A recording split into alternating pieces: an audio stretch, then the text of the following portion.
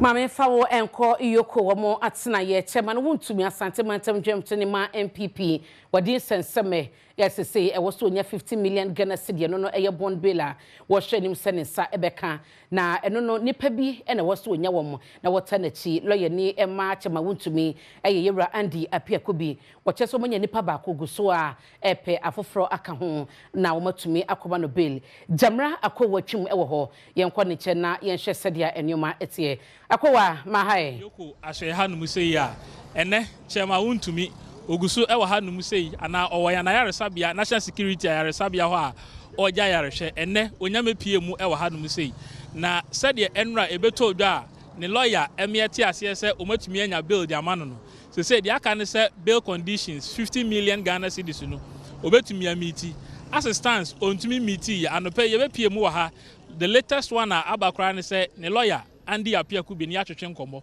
ya odi atudwa se bail condition no afi no matumi anya charities ni mu baako e di amano omuguso a omobo empempen se omatumi anya di aka no aka ho a ebeso 50 million Ghana cedis no na afi omatumi agye atum se bail no ye betumi di amano no magya na manako na ne lawyer kyeremu a anopai ne ho yeye pa but anopai be pie mu ha no yenya hu se wo mo ede naba se de no a ye di tudwa se wo mo de ni ewura mu anwumre mu obe nonum ekononsi a wo mo de ne fa back door no okono nso no back door e no mo de ne fa ya ensentrofo enhu ba bia wo mo ede ne fa koye ene ye hwe no mu kwan se oba be pie mu wo ha no mu sei na afei yehu asem no ne pumasi bre wo be pie mu ha no mu sei abamofo e wa ha se de wo hwe na posifo e wa ha no mu sei a omo hwe aboban se de be ya nipa dodo a e ba be pie mu wo ha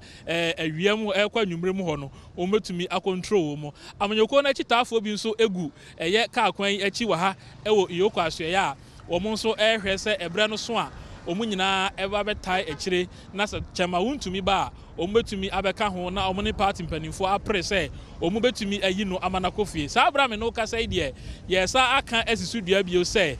omu atumi anya charities ni mu baako e de amano nanso enso 50 million Ghana cedi no a omu de ato ni tiri so no enti ne lawyer fo eguso esensan krata enra aban lawyer pani kane Godfred yebo adam so ba ha ya omu nyina ede omu ne onyam ene omu nim de beta akire be try so omu betumi ayi no amanakwa eno entumi anya adwuma enti se ne ya wa hai bibia betodwa na se omutumi meeting ni nyina ne egya chema wontumi a yemfa ho amanebo enkame ahwefo a ohwe Adom TV enawie